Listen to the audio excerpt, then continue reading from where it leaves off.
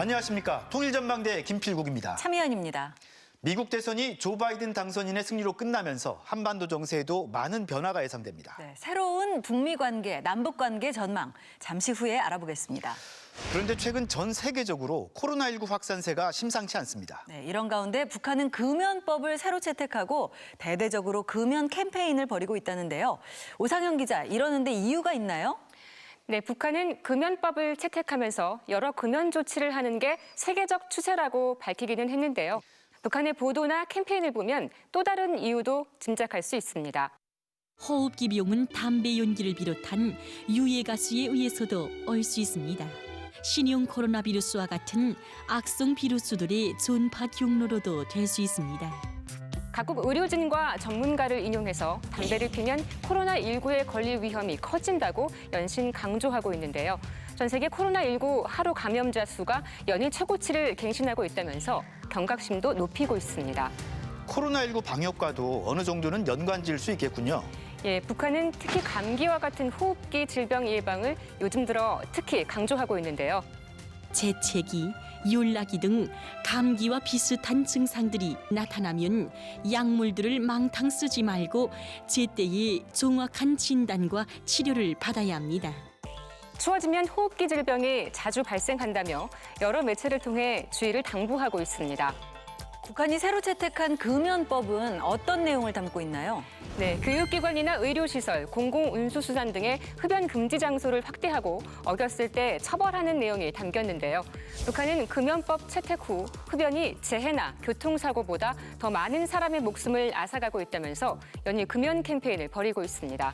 최근엔 북한 당국이 아니라 개인 명의를 내세운 트윗 계정도 등장했는데 자신도 한다 하는 애언가였는데 이제 담배를 끊겠다는 글이 올라오기도 했습니다.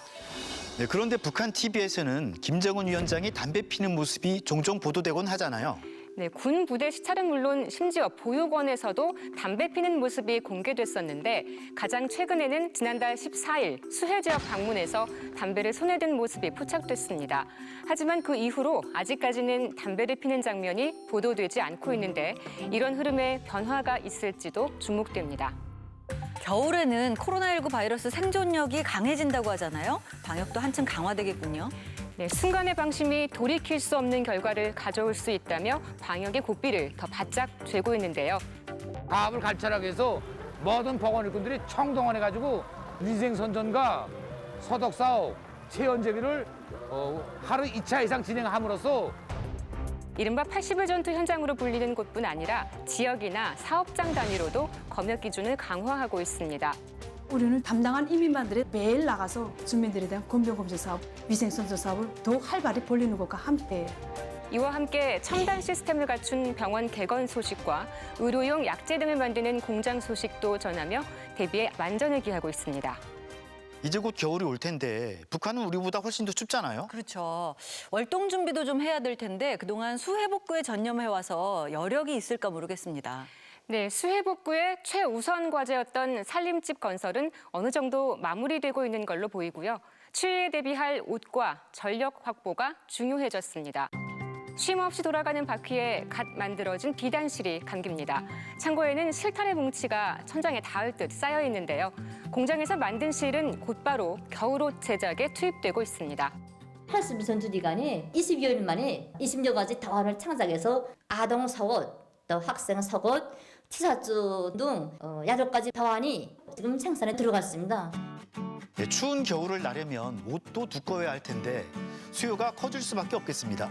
네, 방직 의류 공장에는 그야말로 비상이 걸렸는데요. 생산 과정에서 생기는 부산물이나 각 과정에서 나오는 파손 같은 폐자원도 재활용해 생산량을 늘리고 있습니다. 부산물들로 재생산을 진행해서 80일 전투에 첫 달에 벌써 10여 톤의 방독선을 생산했습니다. 그런데 저렇게 공장을 계속 돌리려면 전력도 많이 필요할 텐데요. 예, 북한은 최근 80일 전투 기간 뚜렷한 역량을 보인 게 전력 공업 부분이라며 안정적인 전기 공급을 강조하고 있습니다. 지역별로 준공된 중소형 수력 발전소가 본보기가 되고 있다는 소식도 전했는데요. 문천 군민발전소가 완공됨으로써 지방 경제와 인민 생활을 더욱 향상시키고 시의 음료수와 관계, 공업용수 문제를 원만히 풀 수 있는 터대가 마련되게 됐습니다. 수력 발전소를 통해 산업 용수나 음료수 부족 문제도 극복할 대안을 찾는다는 것으로 보입니다. 네, 사실 식수 문제는 북한의 고질적인 고민거리이기도 하잖아요. 겨울부터 봄까지는 갈수기이기도 하고 상하수도 시설이 제대로 갖춰지지 않아 물이 잘 오염되는 등 1년 내내 식수 문제를 안고 있습니다. 이런 가운데 얼마 전에는 평양시 보통강의 약수터를 복원했다는 소식이 눈길을 끌었는데요. 위생 환경이 보장된 그런 약수 판매 기지를 건설하게 되었습니다. 또 주문봉사, 이동봉사도 하고 있습니다. 이 약수터를 천연기념물로 등록했습니다. 자동 결제기를 구비해 간편하게 구입할 수 있게 하고 멀리 있는 사람도 마실 수 있게 배달 서비스도 한다고 합니다. 네, 오상영 기자 잘 들었습니다.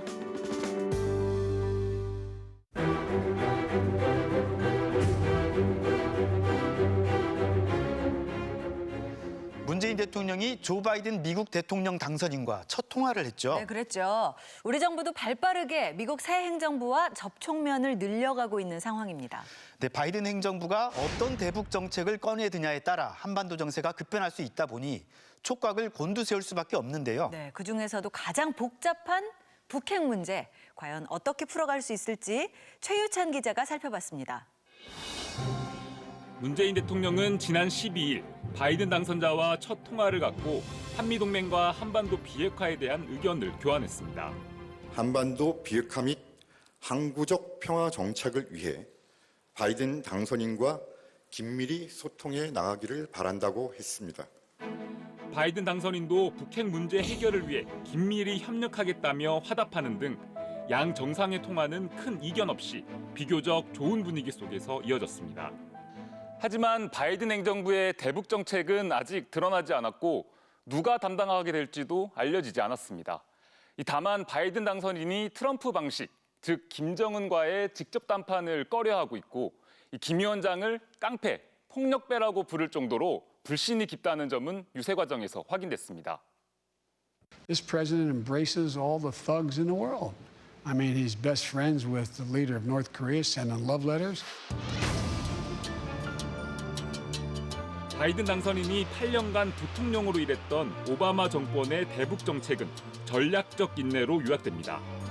북한과 적극적으로 협상을 하지도 그렇다고 군사적 행동을 취하지도 않으면서 모른 척하면서 제재만 강화한다는 전략입니다. 그러나 실제로 북한은 이에 굴복하는 대신 핵과 미사일 능력을 빠른 속도로 고도화했습니다. 북한도 내부적인 핵미사일 고도화를 집중하느라고 미국과 대화를 시도하는 그런 노력이 거의 없었거든요. 그렇기 때문에 서로가 어떻게 보면 방치했다. 새 행정부가 다시 전략적 인내로 회귀할 것이라는 전망이 유력했지만 바이든 측과 만난 강경화 외교부 장관은 그럴 가능성은 적다고 진단했습니다. 3년 전에 말하자면 그때의 그 전략적 인내로 돌아간다. 이거는 아닐 것 같아요. 지금 그 바이든 쪽 여러 인사들의 얘기를 공개적으로 하는 얘기를 들어보면은 북한의 핵 능력이나 북한 문제에 대한 관심도를 놓고 볼 때 4년 전과는 상황이 다르다는 겁니다.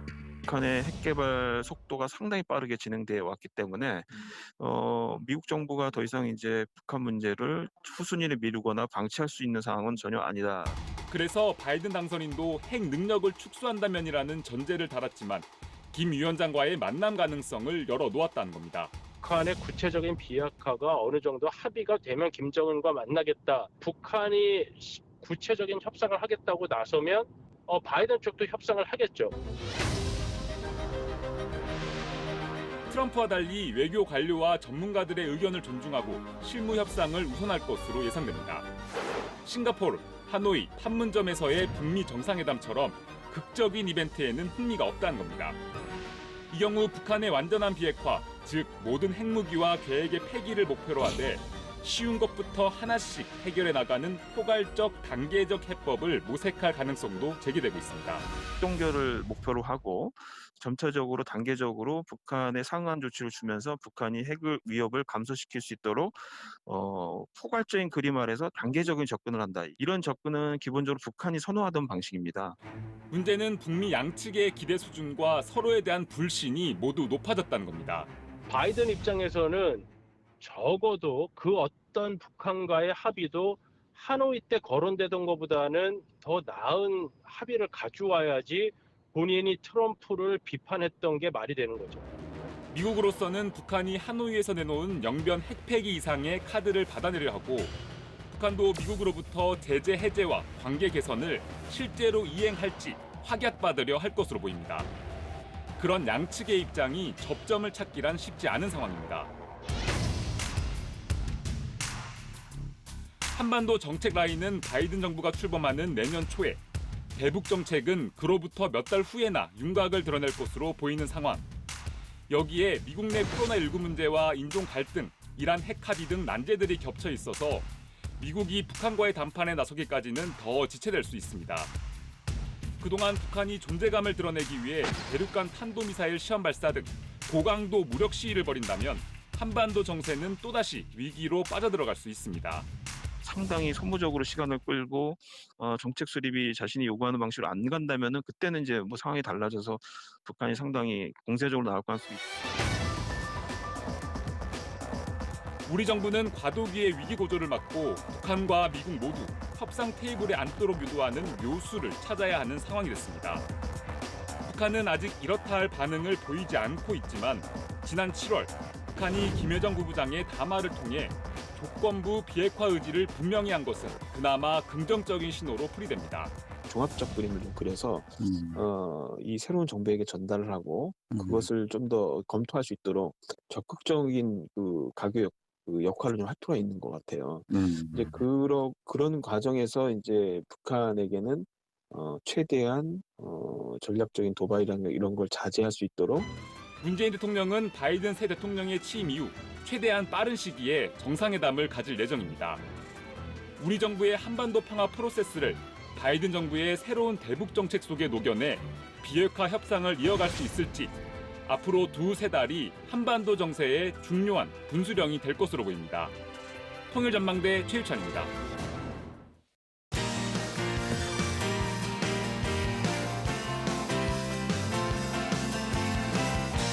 유튜브, 요즘 많은 분들이 즐겨 보기만 하는 게 아니라 직접 만들기도 하시는데요. 유튜브 방송을 만드는 탈북민도 우후죽순 생기고 있습니다. 네, 주로 북한에서의 경험이나 탈북 스토리 같은 내용으로 관심을 끌고 있다는데요.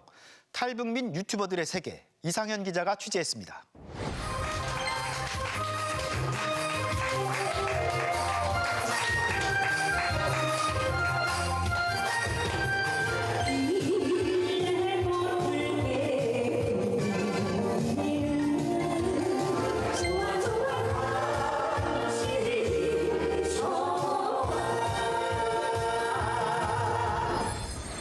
북한에서 유행했던 춤과 노래, 해금, 가야금에서부터 드럼, 색소폰까지 각종 악기 연주도 더해지면서 한바탕 축제의 장이 펼쳐집니다.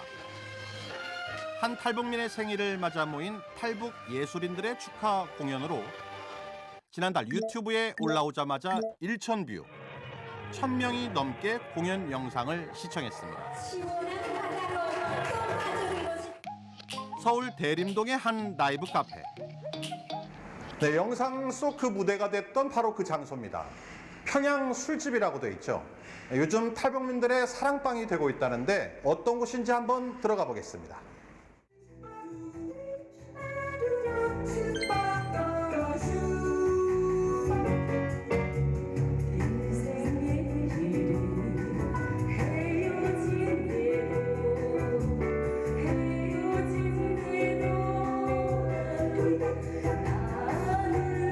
북한 가요와 자작곡으로 중년 부부의 공연 연습이 한창입니다.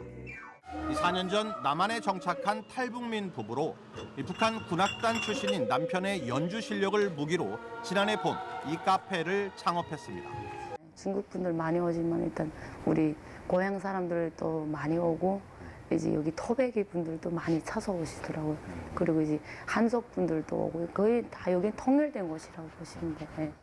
명절 즈음엔 향수를 달래려는 사람들이 몰려들고 손님들의 즉석 노래와 연주까지 어우러지면서 어느새 탈북민들의 사랑방 역할을 하고 있는데요. 저도 한번 도전해봤습니다. 뭘 합주할까요? 네, 합주합시다.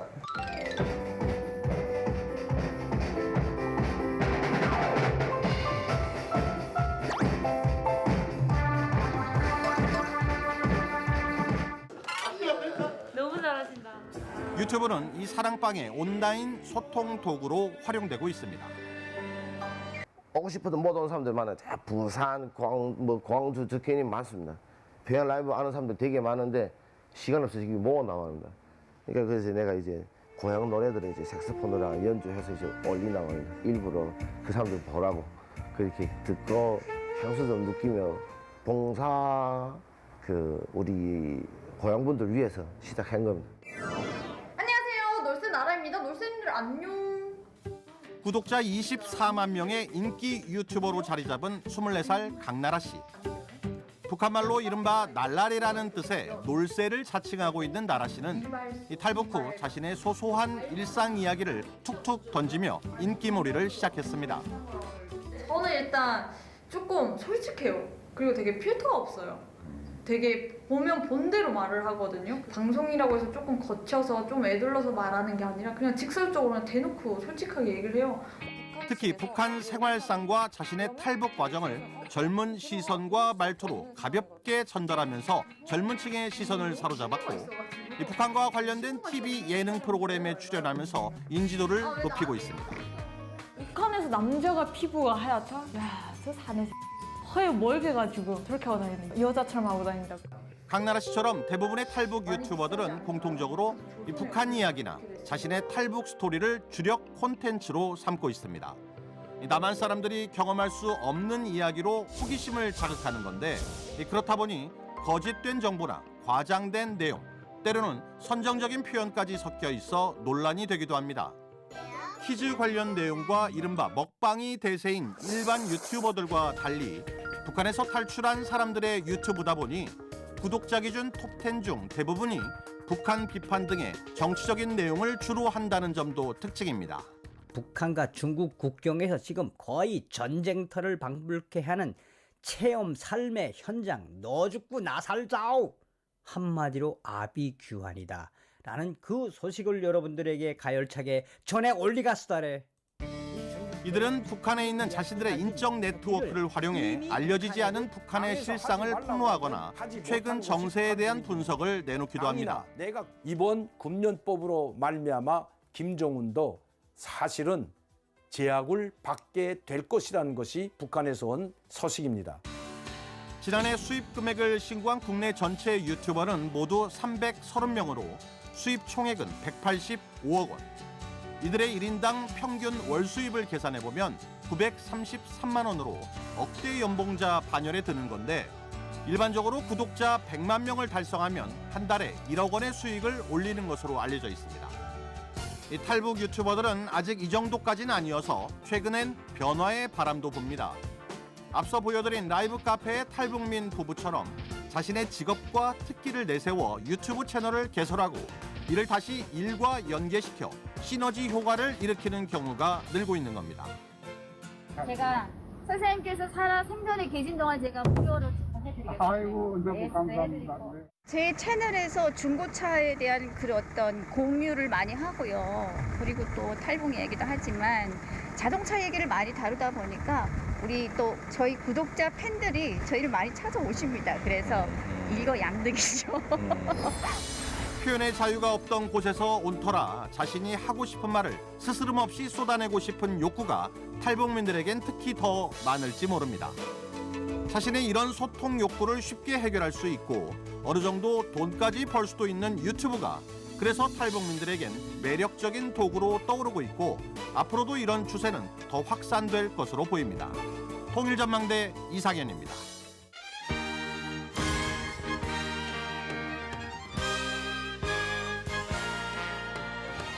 지난 시간에 이어서 오늘도 북한의 책 이야기 준비했는데요. 네. 이번엔 어린이 책이죠. 네, 그렇습니다. 요즘 북한이 어린이 책에 상당한 관심을 갖고 있다는데요. 과연 어떤 책을 볼지 궁금하시죠? 그래서 북한 어린이 책 실물도 준비했습니다. 잠시 후에 보여드릴게요. 네, 기대가 되는데요. 먼저 오늘 함께 해주실 두 분부터 소개해드리겠습니다. 안녕하세요.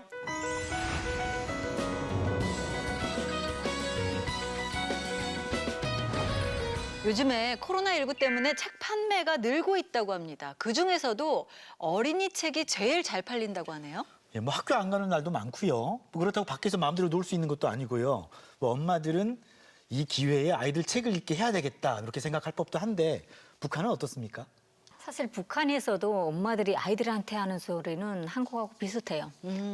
공부해라, 책을 많이 봐라. 뭐 부모들이 집에서 얘기하는 것도 있었지만 학교에서 의무적으로 이제 책을 읽으라고 이제 내려먹었었기 때문에 1년에 10,000페이지 이상의 책을 읽어야 되거든요. 할당량을 따로 주는 건가요? 네, 그렇죠. 그래서 그 기간은 1년 내에 1년 내에 1년 내에 봐야 되는데 책 읽기 싫어하는 애들 있잖아요. 네, 또 네. 그런 애들은 정말 맞아가면서 책을 보거든요. 진짜. 근데 대충 계산해 보면 10,000페이지면 한 30권 되는 거고요. 그러면 한 그렇죠. 열흘에 한 권씩은 읽어야 된다는 건데. 그래서 저는 결혼 후에 애를 키우면서 책을 바라는 말을 잘 안 했어요. 제가 너무 지겨워서. 네. 북한도 보니까 독서 열기가 상당한 것 같으네요. 북한도 이제 뭐 김일성 시대 때부터 그 뭐 문맹퇴치를 아주 강조했었고 김정일 같은 경우에 뭐 전 사회적으로 책 읽는 기풍을 세우자 이런 것들을 강조하기도 했었고요. 북한도 어쨌든 사는 형편은 그렇게 좋지 않지만 어쨌든 독서를 계속해서 강조하고 교양을 쌓을 것을 강조하는 전 사회적인 분위기가 있는 것 같습니다. 네.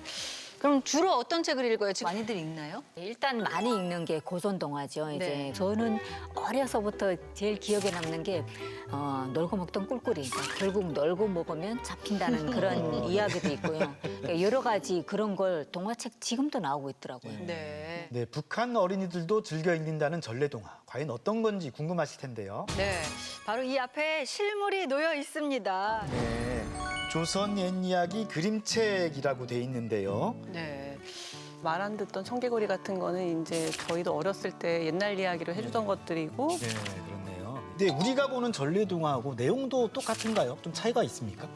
제가 알기로는 좀 전체적인 뼈대는 같은데 세부적으로 해석이 들어가는 부분이 조금 다릅니다. 그러니까 흥부전 같은 경우에도 이제 우리 결말을 보면은 흥부가 놀부를 결국 도와주고 손을 내밀고 우애 좋게 같이 행복하게 살았다가 이제 끝인데 북한 같은 경우는 놀부는 어떤 지주 계급, 노동자를 착취하는 그리고 흥부는 노동자 계급인 거죠. 그래서 놀부가 그냥 망하는 걸로, 놀부가 그냥 그 벌을 받는 것으로 이야기가 끝나고요. 이 동화들이 보면은 2014년에 출간된 건데요. 전부 이렇게 컬러 인쇄로 되어 있고 책 두께도 얇습니다. 그래서 좀 가볍게 보기가 편할 것 같습니다. 저 이제 예전에는 이야기들 책들이 좀 두꺼웠거든요. 그림이 이제 흑색 그림으로 이제 되어 있었던 거고. 근데 지금은 그림이 좀 많고 글은 좀 작고 이해할 수 있게끔. 그러게요. 북한이 점점 아이들의 교육에 신경을 쓰면서 책 재질이 좀 더 좋아진 것 같습니다. 네. 출판사도 보니까 조선 출판물 수출입사입니다. 그러니까 그 아무래도 수출입사다 보니까요. 이제 어쨌든 외국하고 이렇게 거래가 있는 기업소 같은 데는 형편이 좋거든요. 이제 수입도 많고 그래서 좋은 종이를 사용해서 어린이 책들을 만들고 있습니다. 저는 또 이게 눈길이 가는데요. 지능개발도서 이렇게 해가지고 2019년에 나온 최신판입니다. 엄마와 함께 또 아빠와 함께 2살부터 4살 이렇게 나와 있습니다. 우리로 치면은 뭔가 유아용인 것 같은데요. 아마 이거는 타가소나 유치원 낮은 반에 배치가 될 것 같습니다. 2010년대 초반부터 북한이 전반적으로 지능을 위한 그런 데 아이들을 이제 교육을 많이 시킨다고 해요. 저도 좀 그걸 보니까 굉장히 좀 놀라운 것 중에 하나가 네. 어린이 책은 사실 내용도 내용이지만 디자인이 엄청 중요하거든요. 색감이라던가 폰트라던가 글자체도 굉장히 새로운 것들이 많고 아이들의 눈길을 끌 수 있는 부분들이 많아서 이런 디자인적인 측면에서도 많이 발전했구나 그런 생각이 듭니다. 네. 근데 북한 어린이들이 이런 책들을 구해서 보기는 쉬울까 하는 의문도 듭니다.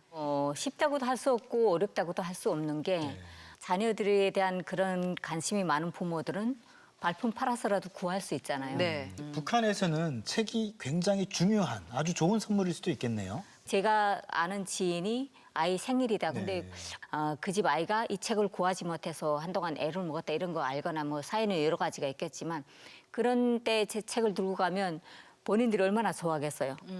구하기가 어려웠는데 책을 선물로 받으면. 네. 네, 북한이 책을 상당히 귀하게 여기고 있다. 이런 걸 알려줄 수 있는 사례도 있는데요. 화면으로 바로 보시겠습니다. 네, 고급 아파트 단지가 들어선 이곳은 2012년에 완공된 창정거리입니다. 김정은 시대에 들어선 재개발 단지인데요.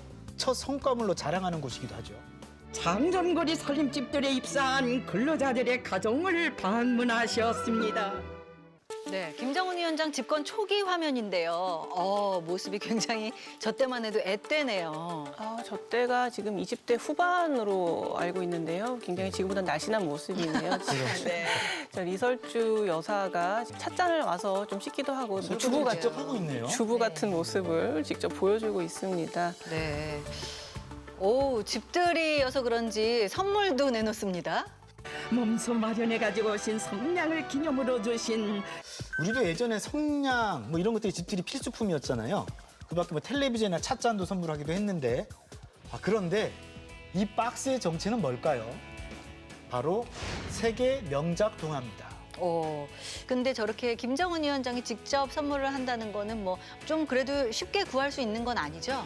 귀하고 드물고 없기 때문에 김정은 위원장 선물로 배려를 하는 거예요. 이걸 받은 사람들 입장에서는 뭐 상당한 일이겠는데요? 엄청난. 그건 아마 가보로 간직할 거예요. 대대로 물려가면서 볼 거예요. 또 김정은 위원장이 아이한테 직접 책을 읽어주는 장면도 나옵니다. 강미실 씨 어떠세요? 저 아이는 앞길이 쫙 탄탄대로예요. 네. 얘는 그 주변에서 얘를 잘 키우지 못하면 주변 간부들이 진짜 욕먹죠. 이제 그런 정도기 때문에 앞날이 탄탄대로입니다. 네, 그렇군요. 어쨌든 저때 이설주 여사가 이제 아이를 임신하고 있는 상황이었기 때문에 어떤 지도자임과 동시에 부모이자 이런 어떤 이미지로 이민들을 좀 사랑하는 그런 애민하는 어떤 지도자의 모습이 저 방문에서 또 그 선물에서 보여지고 있습니다. 네. 그렇다면 우리가 맨날 보는 이 남한의 세계 명작 동화와 저기에 나오는 저 세계 명작 동화는 같은 걸까요? 좀 궁금해지는데요. 세계 명작 동화를 읽어주는 TV 프로그램이 있다고 합니다.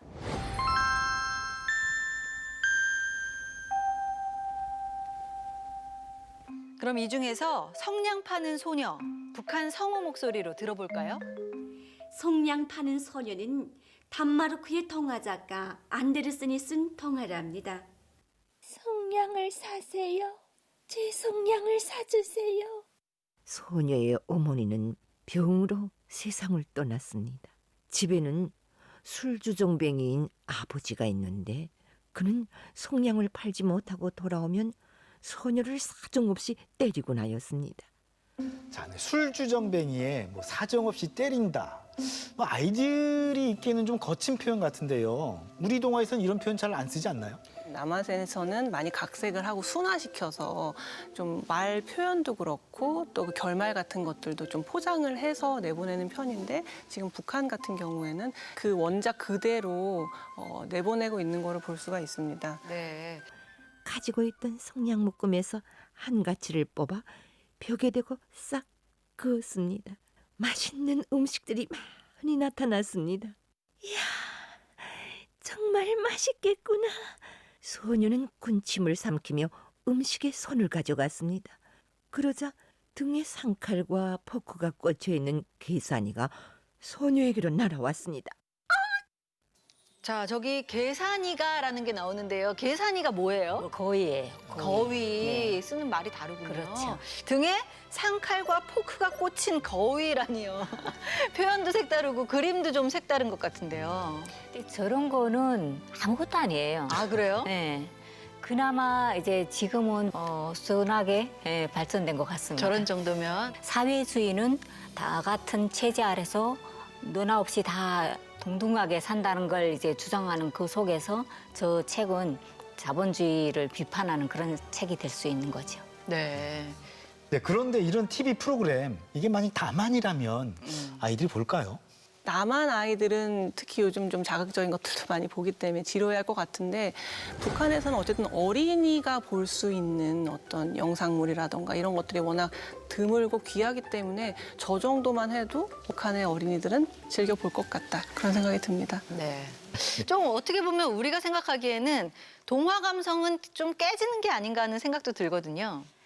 어쨌든 어렸을 때 어떤 책을 읽는 것이 굉장히 오래 기억에 남잖아요. 네. 그리고 그게 평생 어떻게 보면은 그런 정체성이라든가 어떤 사상관이라든가 이런 것들을 만들 수 있는 게 바로 동화책이기 때문에 어떤 체제적인 내용들을 동화책에 이렇게 간접적으로 담고 있는 거고요. 네, 북한 어린이들도 뭐 세계 명작 동화를 읽는다.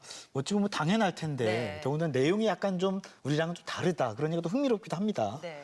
혹시 뭐 앞으로 더 이렇게 달라졌으면 좋겠다. 뭐 이런 게 있으신지요? 일단은 이제 북한에서 뭐 세계 명작 동화라든가 뭐 한국에서 흔히 보는 고전 동화들, 그러니까 왜곡이 안 되고 사실 그대로 좀 순화한 그런 동화책들을 좀 많이 만들어내서 어린이들이 자유롭게 볼 수 있었으면 좋겠다는 생각이 듭니다. 네. 한편으로는 약간 다행이라는 생각도 들었던 게 이제 전래동화 같은 것들을 남북한이 공유하고 있다 보니까 나중에 뭐 통일이 되더라도 혹은 뭐 남북한 사람들이 만났을 때 그런 어린 시절에 똑같은 책을 읽었던 걸 기억하기 때문에 좀 정서를 공유하는 데 도움이 되겠구나라는 그런 생각이 듭니다. 네.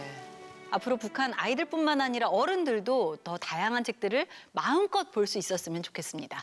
자, 오늘 도움 말씀 주신 두 분 고맙습니다.